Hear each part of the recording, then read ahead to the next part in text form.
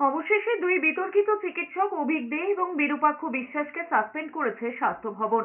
9ই August তরুণী চিকিৎসক ধর্ষণ এবং খুনের ঘটনার দিন আরজিকর মেডিকেলে হাজির ছিলেন বিরূপাক্ষ বিশ্বাস এবং অভিক দে।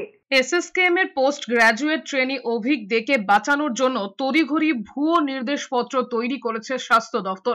অভিযোগ তুলেছে জয়েন্ট ডক্টরস ফ্রন্ট সহ ডাক্তারদের সংগঠনগুলো। রীতিমতো ব্যাক গেট দিয়ে আরজিকরের ডাক্তারি ছাত্রী খুনের দিন এসএসকেএম এর অভিক দেকে সরকারি আদেশনামায় আরজিকরের উপস্থিত দেখানো হয়েছে। ডাইরেক্টরেট অফ মেডিকেল অ্যাসোসিয়েশনের সই করা এই নির্দেশনামায় দেখা যাচ্ছে স্বাধীনতা দিবসে প্যারেড এবং রিহার্সালে উপস্থিত থাকার জন্য ভোর 5:30টায় এসএসকেএম থেকে আরজিকরে উপস্থিত থাকার জন্য ডাক্তার অভিক দেকে নির্দেশ দিয়েছে স্বাস্থ্য দপ্তর। কিন্তু সেই আদেশনামায় ধরা পড়েছে প্রচুর গলদ। যেমন ওই স্বাধীনতা দিবসের প্যারেডের জন্যই অন্য ডাক্তার সৌত্রিক রায় এবং সৌরভ পালকে ডাকা হয়েছে 10, 13 এবং 15ই আগস্ট, এবং তাও সকাল 7:30টায়। সেক্ষেত্রে আরজিকরে পোস্ট গ্রাজুয়েট ডাক্তার ধর্ষণ ও খুনের দিন ডাক্তার অভিক দেকে কেন ভোর 5:30টার মধ্যে আরজিকরে উপস্থিত হতে নির্দেশ দিয়েছিল স্বাস্থ্য দপ্তর, তা নিয়ে এবার প্রশ্ন উঠেছে। উল্লেখ্য, এই অভিক দেকেই কলকাতা পুলিশ সেমিনার হলে ফরেনসিক বিশেষজ্ঞ বলে বর্ণনা করেছে।